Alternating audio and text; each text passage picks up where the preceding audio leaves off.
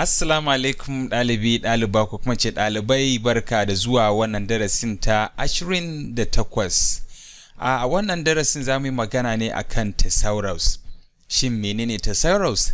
Thesauraus ba wani abu bane, a kamus ce ta musamman da aka yi a harshen Turanci wanda ke ba da damar ka samu wata canji da za ka iya amfani da ita akan kalaman da ka rubuta, ma'ana wata zaɓi ta daban. Misali, idan aka ce maka kalmar nan ta bokati, to bokati asali ba a hausance ba ne, an ara ne daga turanci daga sunan nan bucket. To amma asalin sunanta ita ce lajiga. To idan ka rubuta wani abin da kaga ba wuya ka iya ma mai karatu nauyi, za ka iya neman wasu kalaman wanda ke kusa ko kuma mai bayyana ita wannan kalmar a madan kuwa a gane. To amfanin Thesaurus kenan.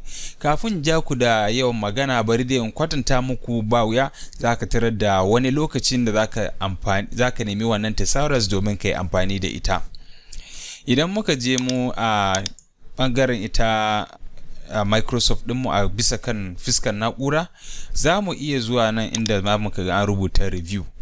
To zuwa nan ta uku za ka ga an rubuta maka Thesaurus.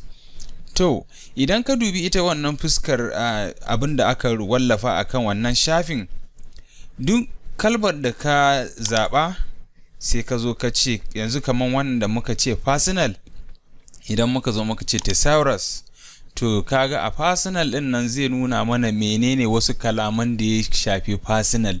Kaga nan an sa individual, an sa kuma private, sannan kuma an sa not public, an sa on. To in ka duba da kuma special, to kaga ya zama a kalma ce da ta yi kusa da ita wannan personal. Idan muka je misali mu ce free, sai mu rufe nan, sai mu sake cewa Thesaurus, to zai iya kawo mana wasu kalamai da suka yi kama da wannan free din. Kamar da muke iya gani, akwai gratis, akwai kuma free of charge, akwai without charge, akwai at no cost, akwai kuma complimentary. To an yi ne saboda wayannan kalaman, kuma muna fatan in Allah yarda za a iya kiran ire-irenmu domin mu haɗa ita Microsoft Word cunkus a cikin harshen Hausa, saboda ba duka kalaman Hausa ba ne suka gama sawa bisa ga binciken da muka yi a kwanan nan. Saboda haka wannan darasi biyu ne cikin ɗaya. Bari in rufe Thesaurus domin in mu yi wani abu. A gaskiya mun yi maganan boda a wasu darasan da suka wuce, sai dai mun yi wani mantuwa, kuma na ga bai dace a ce mun wuce ba tare da na faɗa wannan ba. Idan muka zo mu wajen page layout ɗinmu, mun yi maganan boda, to mun yi maganan su a dash da dai sauransu, amma kuma mun manta ba mu yi amfani da wannan at ba. At ɗin nan idan muka danna ma samu wasu kayan alatu a nan kamar su mangorori da sauransu, wanda idan muka danna za mu tarar da su wasu hotuna da dama. To idan muka zaɓi ko ɗaya daga ciki, misali idan na ce ina son wannan, to kaga ya nuna mana alamun fa ga yadda za ta kasance da zaran mun ce OK. Sai dai za ka iya cire ɓangare ɗaya, ko ta sama ko ta ƙasa.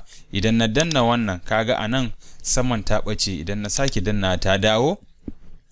To idan kuwa za ta tambaye ni, shin a wannan ita shafin kawai nake so ne ko kuma duka aikin da muke yi gabaki ɗaya? To idan muna son kai a wannan section din ne ko a wannan pejin ne, to duk muna da zaɓi, ya rage tamu. To saboda haka bari mu gwada wannan domin mu ga abin da nake nufi. Da zaran na ce OK, to kaga ya zo nan ya lullube mana a ita bodan tamu. Sannan muna da yanci mu sake zaben wani, sai mu gangara, musamman ma ko za a yi wata abu kamar certificate haka nan.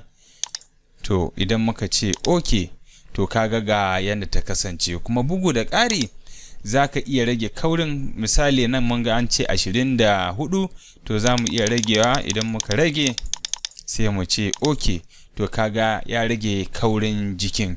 To ina fatan an ji daɗin wannan darasi, kuma za mu kasance a darasi na 29 na wannan koyon. Ina mai cewa na gode. kuma na gode.